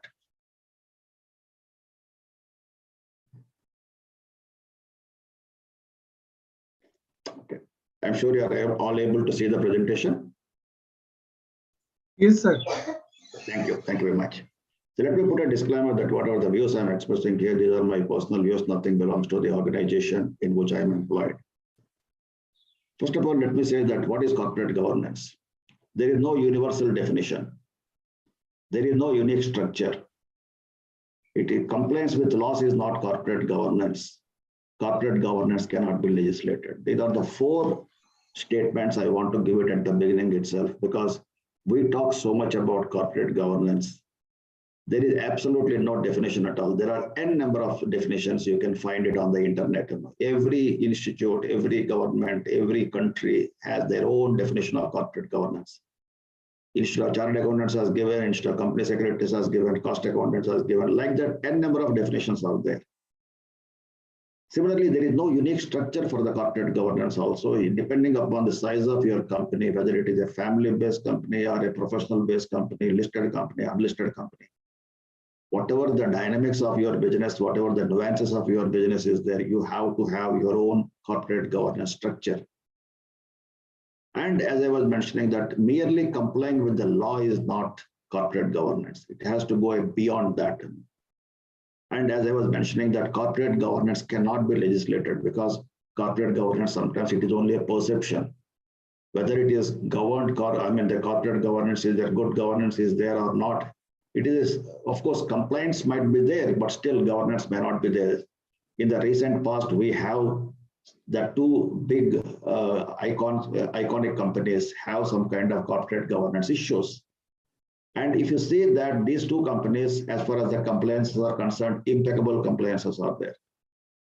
But can you say that corporate governance is there 101%? No, that there was an image, there is a dent caused to their image because of some kind of mishappenings in these 2 big conglomerates. So according to me, the corporate governance means a set of systems, procedures, policies, practices, standards put in one place by a corporate to ensure that relationship with the various stakeholders is maintained in transparent and honest manner. This is, according to me, a great, a summarized definition of the what exactly is corporate governance. It is a set of systems, procedures, blah, blah, blah, and all to ensure the relationship of the organization with all the stakeholders. And that is in a transparent and honest manner. So the nature of regulations and the regulatory mechanism pertaining to corporate governance, it differs across the globe. It is not the same. As I was mentioning, there is no unique structure, there is no universal definition as such. Many countries adopt the approach of comply or explain, whereas some other countries adopt voluntary or mandatory requirements. India has largely adopted mandatory approach with a very few optional compliances. 98% to 99%, it is a mandatory compliances only. All global governance rules aim to protect shareholders and stakeholders while ensuring the prosperity of the business. The way we say that in Hinduism that we have n number of gods are there, some 3 crores plus gods are there. And we might be having our own prayers, but ultimately it gets converged into one cosmic power. Similarly, whatever the governance frameworks may be there worldwide, but all global governance rules aim to protect the shareholders and the stakeholders. And at the same point of time, it also ensures the prosperity of the business. However, all of them may not follow the same model. We might be having our prayers, but the prayers may not be the same. But ultimately, the prayers lead to only one cosmic power. The form may be different, but it is the unique. Same is the case here also. The models may be different and can lead to different structures, spheres of influence and succession plans. But the aim is the same. They all have the same objective and the similar legal frameworks, but the framework, rights, and governance structures may vary considerably.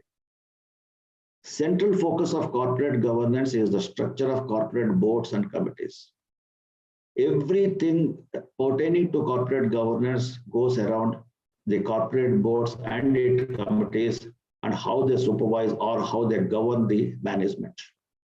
Organizations around the world are moving to create boards that are more independent from management.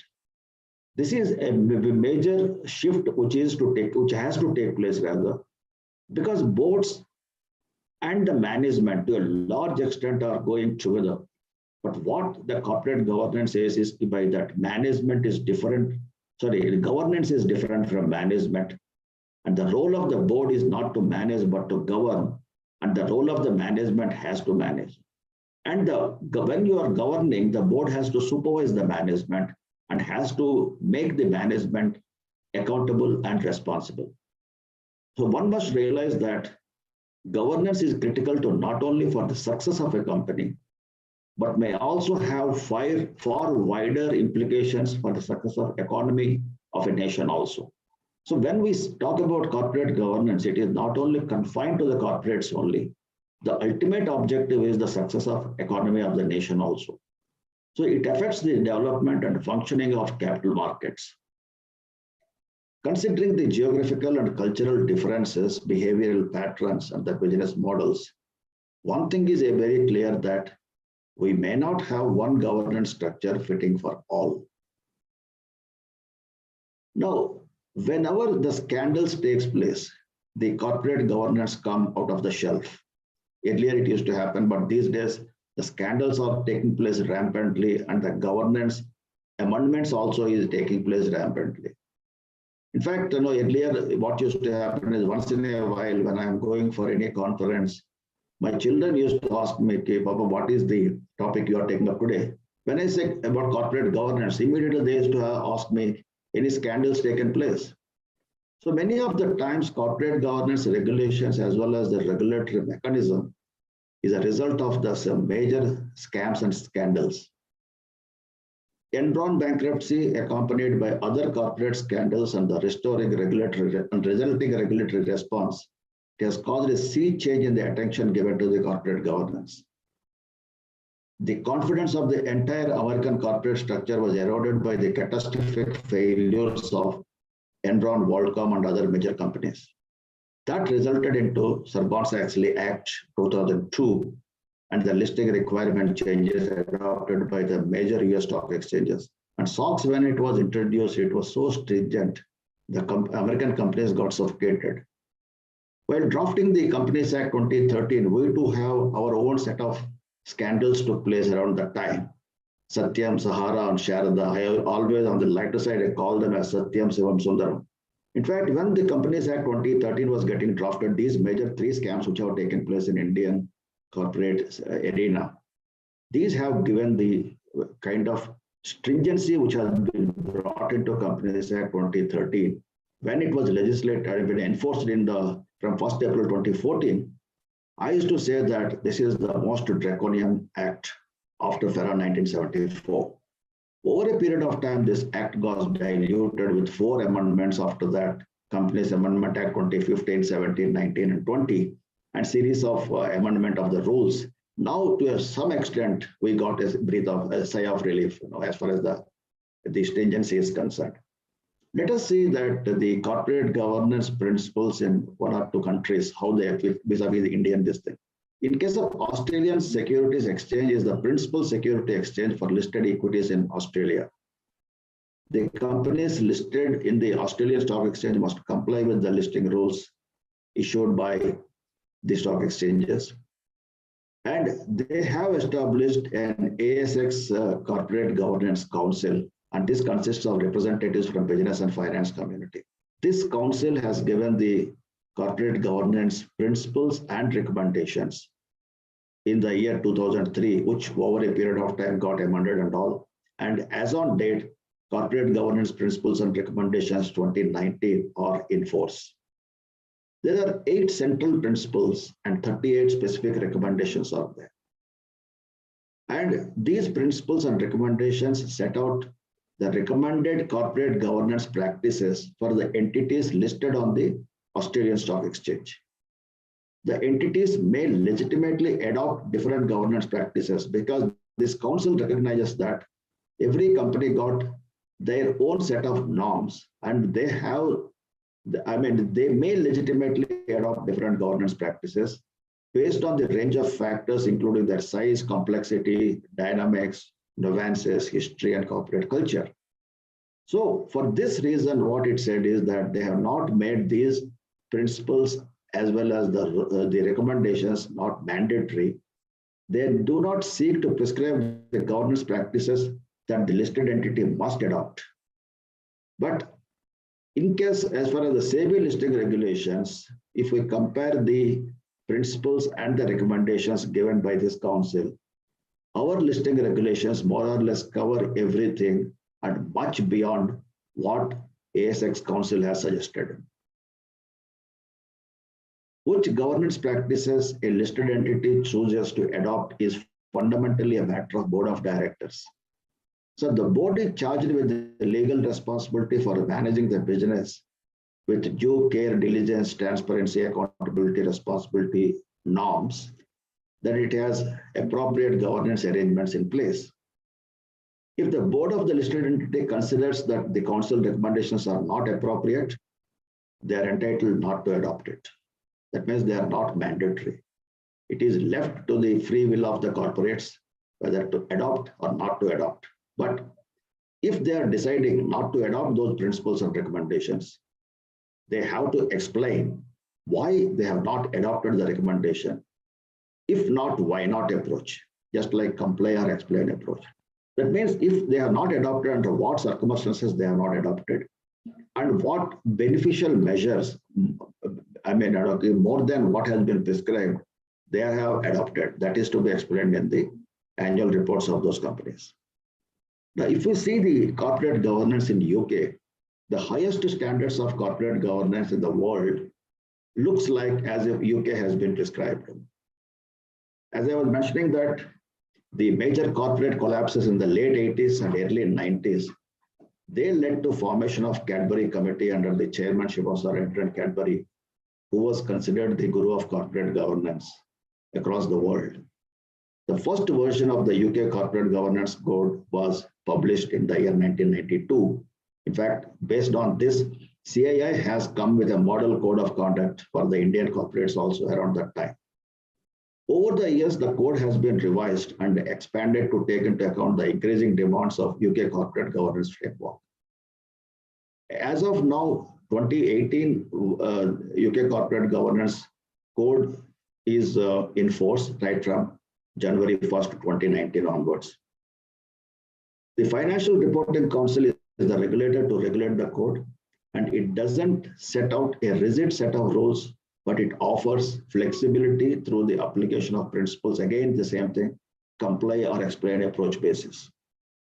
It is the responsibility of the board to use this flexibility wisely, and of investors and their advisors to assess differing the company approaches thoughtfully. That means it is the flexibility given to the board to decide what they want to comply and what they don't want to comply and how they have to explain that.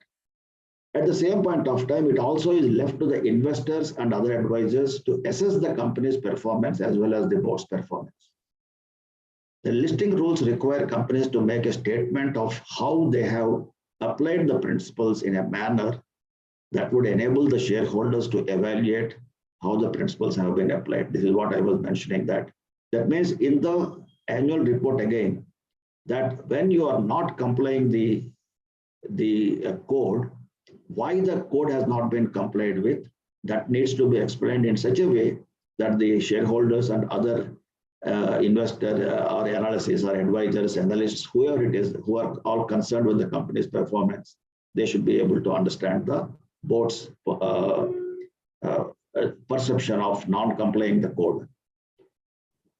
In the UK governance code, one thing the common with our Indian code is the role of chair and chief executive should not be exercised by the same individual.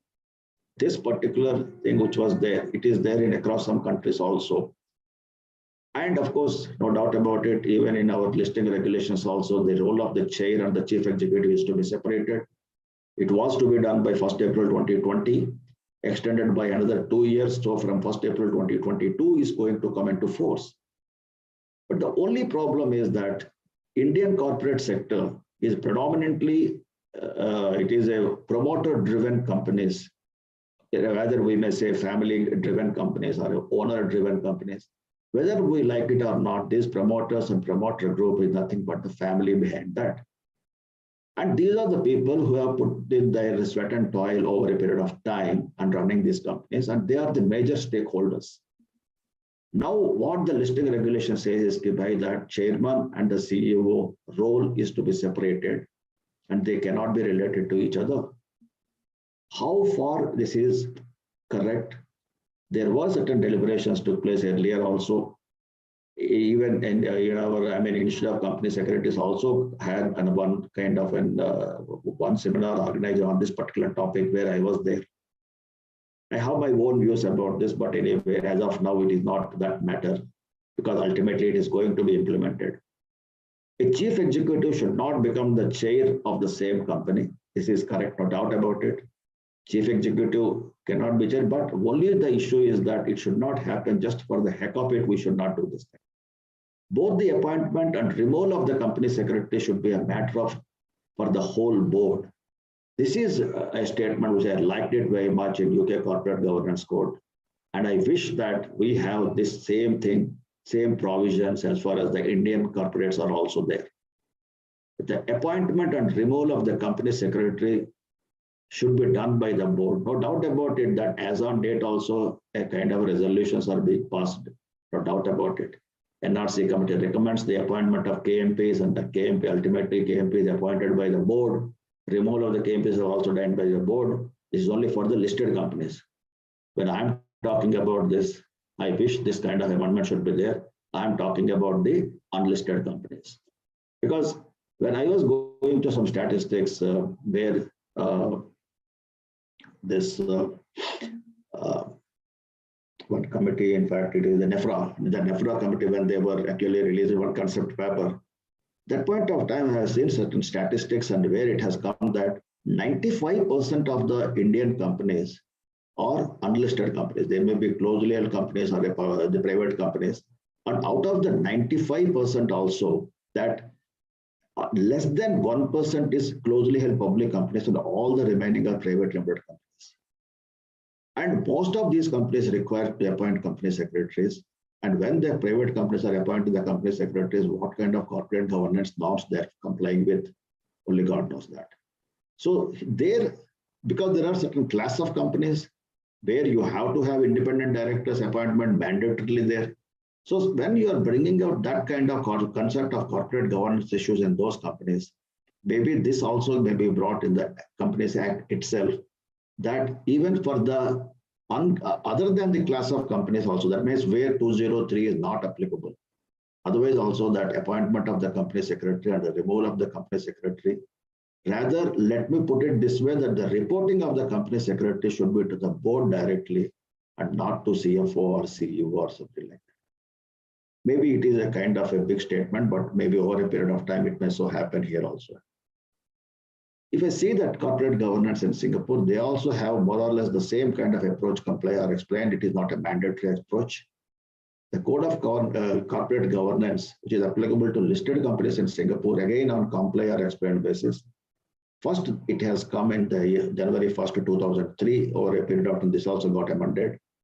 The code aims to promote high level of corporate governance in Singapore by putting forth principles of good corporate governance and provisions with which companies are expected to comply. Practice guidance complements the code by providing guidance on the application of the principles and provisions and setting out the best practices for companies. It is just like our Schedule 2 of the listing regulations, which given the corporate governance principles, and when there is an interpretation issue is there in the listing regulations, that Schedule 2 is to be referred for the purpose of that. Adoption of the practices and guidance is only voluntary.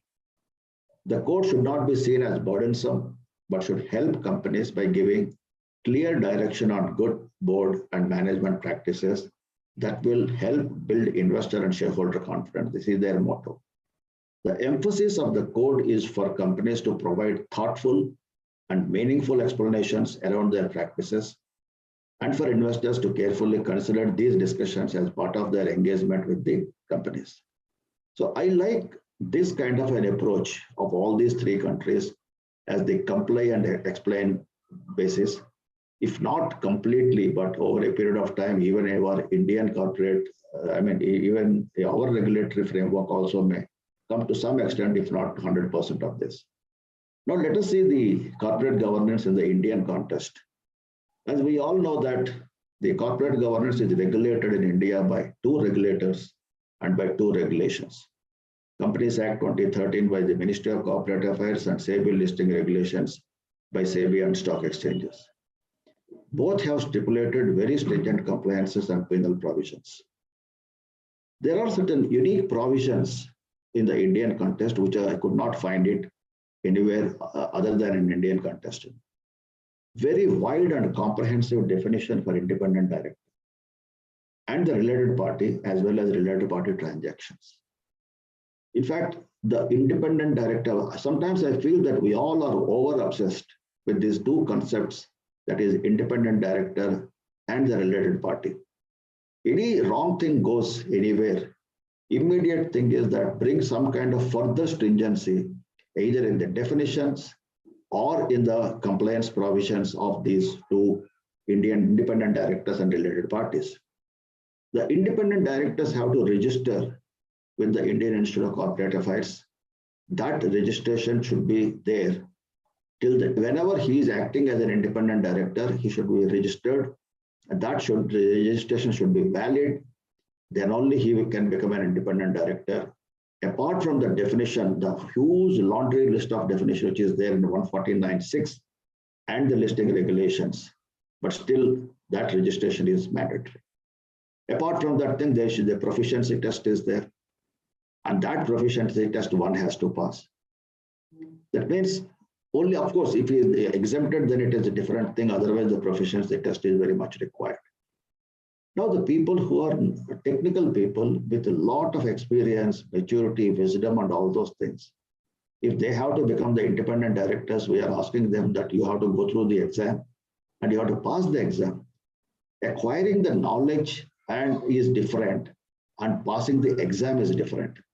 The moment at the age of 60 years, if you ask me, I am a technocrat, and you are asking me to understand the corporate laws, okay, fine. I will get trained in that process. I will have my own aspirations, my own perceptions, my own understanding of the corporate laws, and I will comply with the governance norms. But what you are doing is you are asking me to pass an exam. I have seen some kind of hesitancy because when I go as a faculty for Institute of Directors, several times when I interact with the people, they say that registration is still okay because we have to pay some fees and we have to get it registered, no problem that, because whenever we are a professional members of professional institutes, we have our membership there, we can do like this here also. But passing the exam is slightly, they have a hesitancy, no doubt about it. Initially, the proficiency test norms were very, very stringent. They have been diluted, but still they are there. And there is a kind of hesitancy among the independent director community also. With every wrong happening in the corporate circle, this was what I was mentioning, the stringency is getting further enhanced. Separation of the role of chairman, I have already mentioned about this. Approval of shareholders for the appointment of a director. The latest regulation, which is changing that regulation 17, they have brought one sub-regulation, 1C, I think that is, wherein it says that if a director is appointed, he is to be regularized at the next general meeting or 3 months, whichever is earlier. See, again, the same thing, okay, for this, either if you are not having any meeting, you have to go for either conducting a general meeting or you have to go for a postal ballot. Again, it is going to incur some kind of a cost. What great we are achieving out of this, still a question mark, vis-a-vis the cost of compliance or vis-a-vis the benefit of this. I don't know that. That is one question mark is being actually discussed in the professional circles also. Material related party transaction. This definition is going to come into effect from April 1st, 2022. This definition, that is 10% of the annual consolidated turnover of the listed entity, annual consolidated turnover of the listed entity. It was there, which is a material related party transaction, and you have to go to the shareholders for its approval. Now the definition has been changed and it says that 10% of the annual consolidated turnover or 1,000 rupees, whichever is lower. 1,000 rupees, no doubt about it, it is a big amount, but conglomerates like our company, Tata's, Birla's, and there are a number of big companies out there. If you see the size of that more often we have to go to the shareholders for their approval. Again, cost of compliance and other, intricacies involved in that. Audit committee approval for related party transactions. Only the independent directors have to approve, who are the members of the audit committee, have to approve the related party transactions. No doubt about it, the intention is very noble. But do the independent directors have got that kind of an understanding as far as the understanding what the executive directors are having it as far as the related party transactions are concerned? You have to explain to them completely. They may have their own way of understanding. They may approve, they may not approve. Definitely there is going to be some kind of undercurrents going to be there in this one. At the same point of time, why doubt everything? Why not? Suppose what great we are achieving, the independent directors, on one side we say that independent directors are always having a close affinity towards the promoters. On the other side, we are empowering them. And then we are putting them again that so many responsibilities, accountabilities, liabilities, and so on and so forth. Sometimes I feel that we are expecting the independent directors to be like a Superman, right? They are expected to do everything and anything. That means virtually the companies are to be run by them. How far it is correct needs to be deliberated further. Stock options to independent directors. In fact, across the global jurisdictions, offering stock options to the independent directors is not permitted. Even under the Companies Act 2013, as well as the listing regulations also prohibits that allotting the stock options or issuing the stock options to the independent directors. But recently, in one of the concept papers of the independent directors, SEBI started testing that. How about issuing stock options to the independent directors? I don't know what is the logic for that.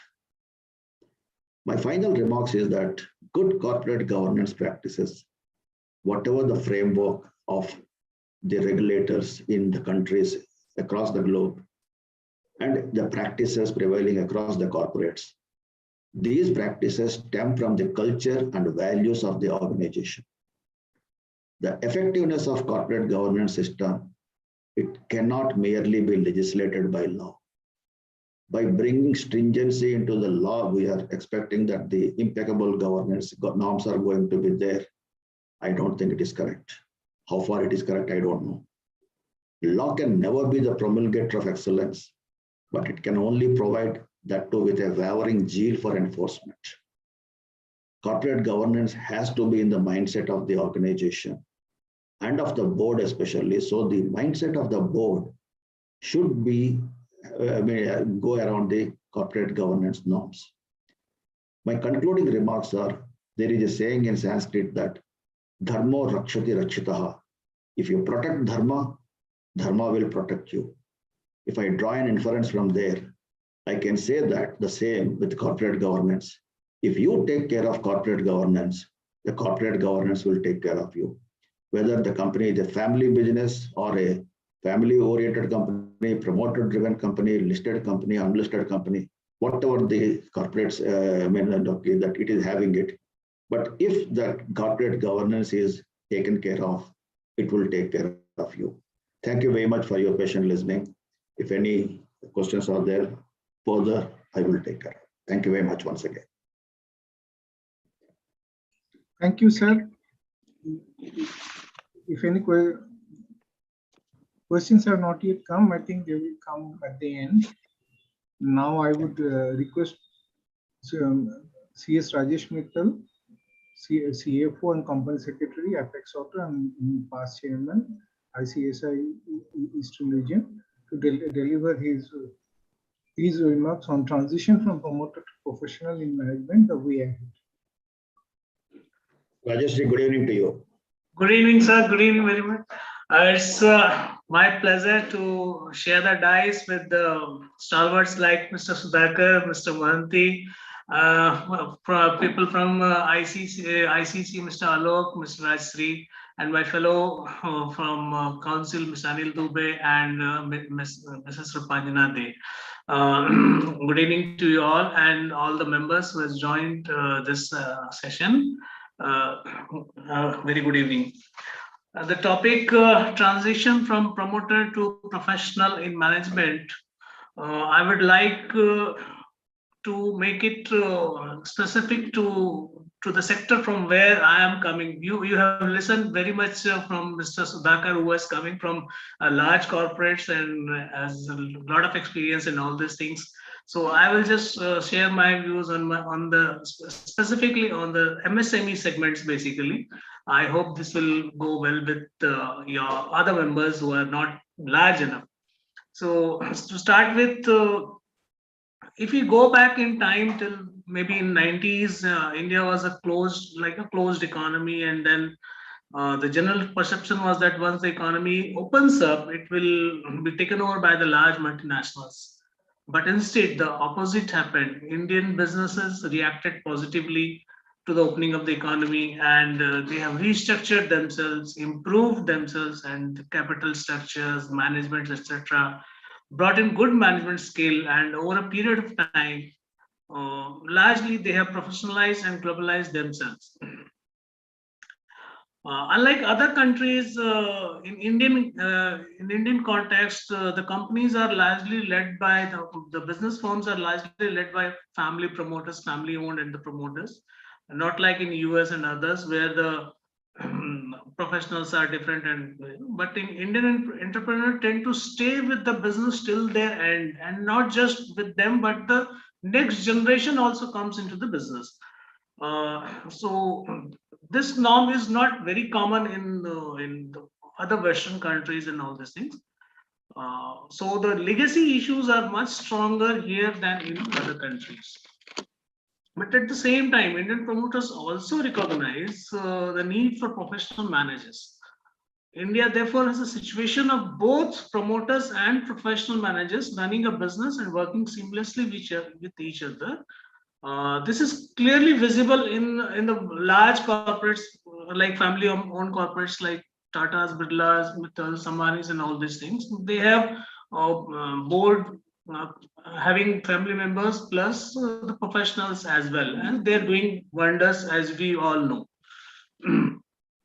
The next uniqueness of India is the fact that we have developed very good management skill, professional skill and talent set, like we have from IIM graduates, IITs, CA, chartered accountants, cost accountants, company secretaries, like that. A lot of professionals with a good education system we have created a lot of professionals.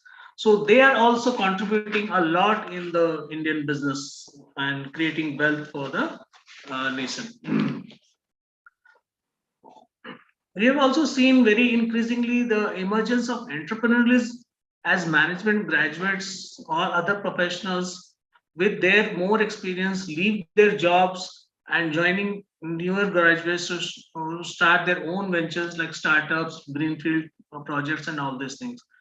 This is also helping to broad-based Indian economic growth beyond the traditional family promoter family-driven business and all this. Promoters in India do recognize the need for professional management. However, they prefer imposing their overbearing control on the managers they hire. This is unfortunately contradicting and should not be encouraging. A professional will always look at the interest of all the stakeholders, like the environment, the employee, the supplier, the customers, rather than taking over only the exclusive interest of the promoters. So there is the conflict arises between the professional and the promoter in some way. The larger the company, the greater may be the chance of the conflict. In smaller companies, if professionals are hired, they are the promoters heirs, the next generation are generally not keen on, sometimes not keen on picking up the business legacy. So there, the requirement of professionals obviously comes in, and if the professional CEO is delivering and able to ensure growth, then everybody is happy. Otherwise, there is a chaos. So, however, in the larger setup, there is always a promoter's ego involved, the success that has been achieved, and any small ego issues can hurt the entire ecosystem. And we have seen it in some of the larger businesses, like in Infosys and all these things, in Tata's itself also.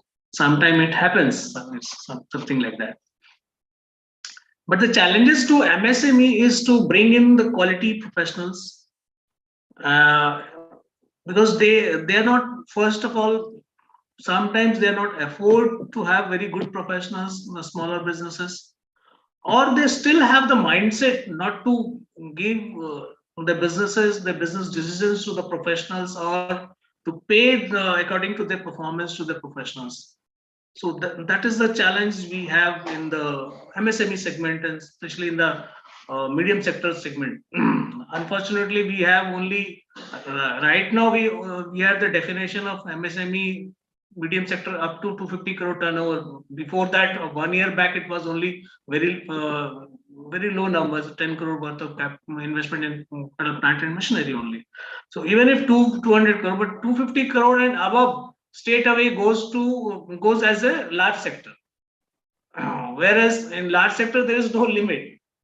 So the government should come up with one more nomenclature here also. But nevertheless, I'm talking about the companies having maybe 100 crore to 1000 crore group bandwidth of the turnovers kind of thing. There, all these issues will be more often we will come to know. But they do require the professional, the medium sector companies definitely require good professionals, not just to manage the business, but to manage, because right now there are the complexity of business is continuously growing, not just in frame of regulation compliance part, but the competition, the technology changes, and all these things. The market demand changes. So there is nothing like simple business right now. Earlier, 20 years, 30 years back, when our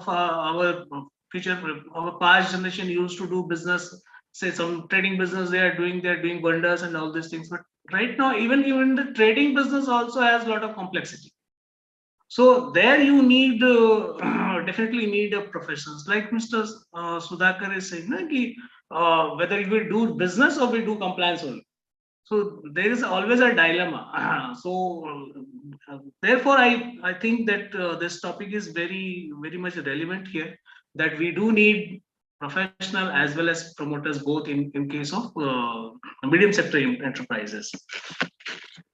There is also a trend that the younger generation of the family-owned promoters, family-owned businesses, the younger generation of current age, current days, say 20 years, 30 years of age, they generally is sometimes they also do not want to come into the business.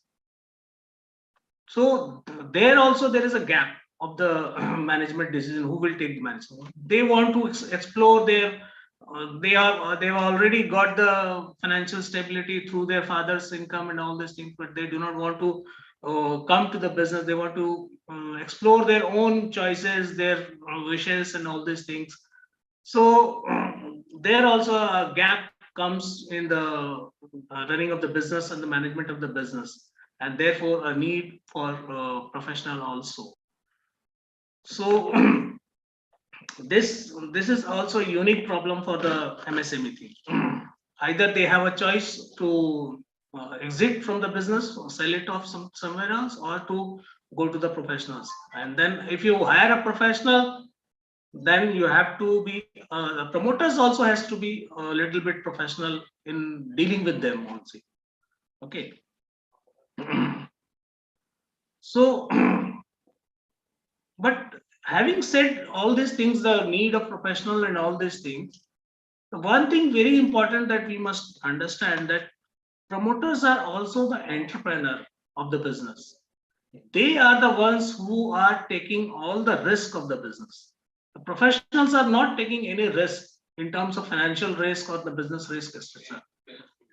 If some business decision goes wrong, it's mostly their CV only will get some bad name, but it is the promoters who lose their money. And it is the promoters, especially in the context of small and medium sectors, that the promoters have to sign all the personal bank guarantees and take the risk on the bank loan and all these things. Now, if there is no promoter, then who will take those risks? That is the very important question to be answered. So promoters has to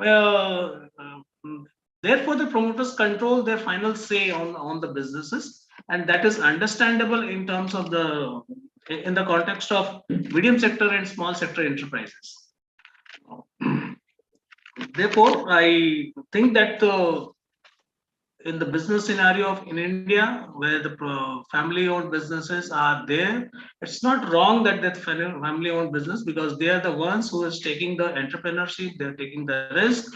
But considering the current situation, the requirement of the compliances and all these things, the professional expertise is very much required, and I think they both promoters of the present age are considering this, and they are taking up the professionals in the higher up in the hierarchy of their management. And I'm seeing this changes in the small and medium enterprises also. A lot of professionals are getting joined with them. They are hiring the professionals.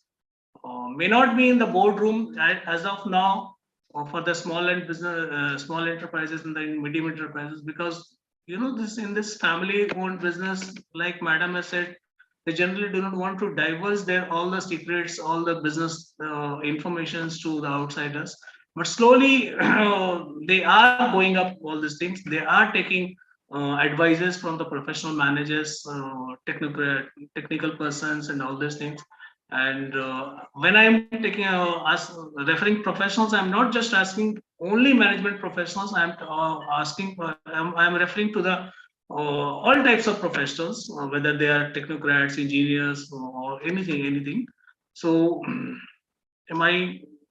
this is my perception that there is a positive framework, the positive way ahead in transforming business from promoters to the professionals. But in Indian business context, and especially for medium level enterprises, both promoters and professionals need to work hand in hand. And in very large enterprises, already professionals are taking a lead role. So these are my views on the topic. Not just want to take further me. Thank you very much, ICC, for giving us the chance to deliberate on this topic. And thank you all the panelists. Thank you very much, sir.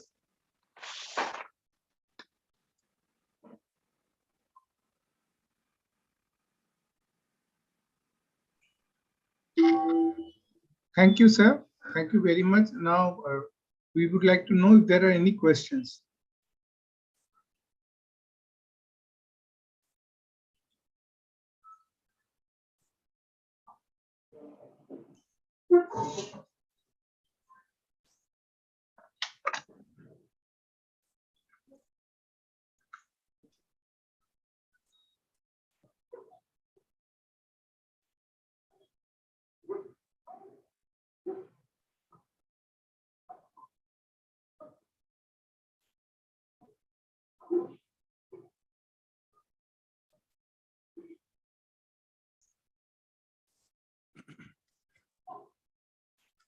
Here, may I raise a question?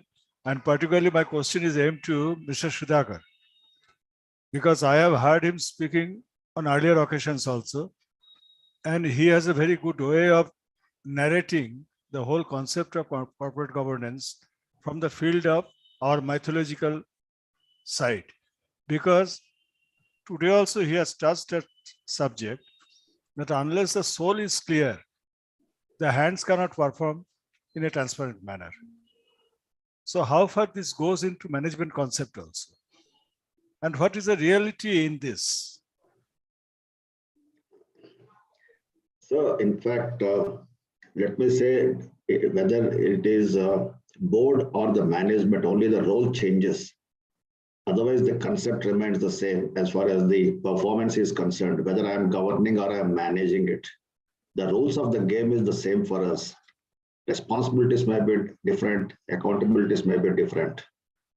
That's why whenever I say that, whenever this corporate governance code or the, the listing regulations or whatever we may say, the legal framework and all, these will not be able to attain or achieve whatever ultimately we are looking for, unless until it has to come from within.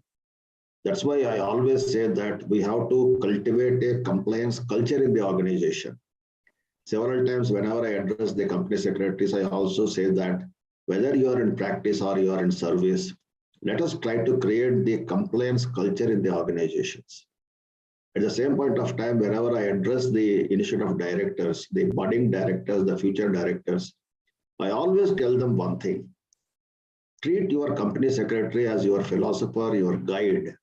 He is the person who will navigate you through the nuances of the corporate compliances and the responsibilities, accountabilities which you have been interested upon. He is going to be your charioteer, like Lord Krishna in the Kurukshetra war.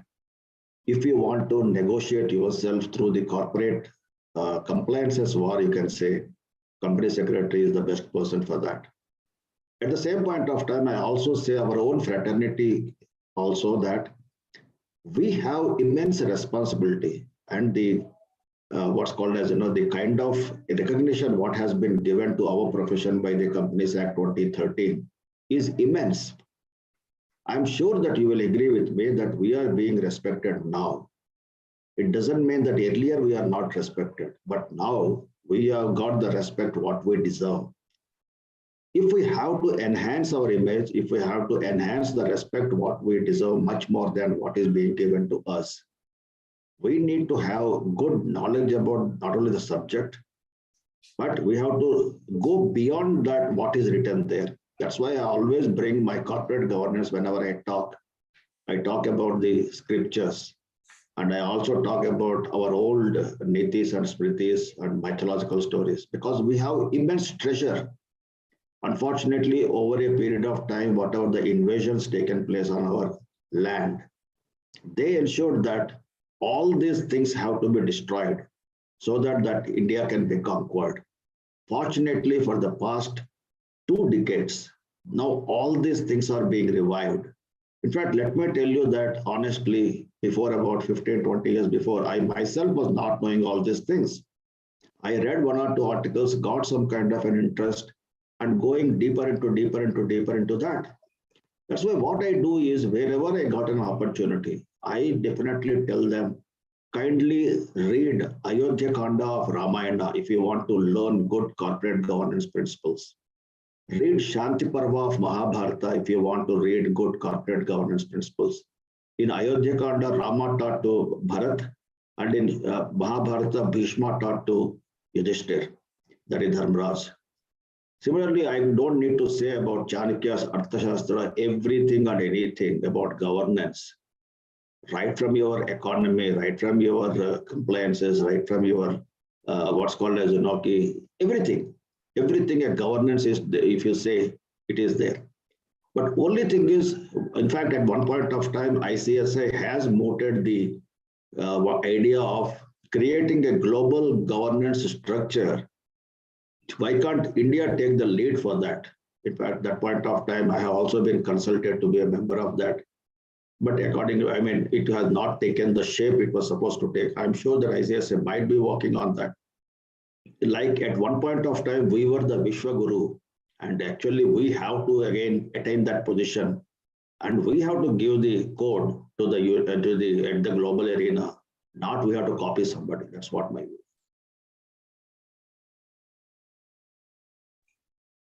Thank you, sir. Now I would like to deliver the closing remarks, the formal vote of thanks. What I have learned from all the speakers today, in a brief summary, what I learned is that professional management is the need of the day. However, many of the great businesses of the world are still family owned. Regulatory framework in corporate governance is in nascent stage in India, but more than the framework, what it is the implementation in practice which matters. However, this implementation entirely depends upon the culture and values of the organization. That's all. With this, I thank all the speakers for this enriching session. When we had a huge number of audience of over 180, and we look forward to 2 more such sessions in the months ahead. Thank you very much. Thank you. Thank you. Thank you. Thank you. Thank you. God bless you all. Thank you. Thank you. Thank you all. Thank you, Alokji. Thank you sir. very much. Thank you, Alok sir. Thank you, Sudhakar Thank you. sir. Thank you, Sudhakar sir. It was nice to again listen to you. Thank you, ma'am. Thank you, Rajesh sir. Thanks to ICC for conducting a very good program. Yeah, thanks, definitely.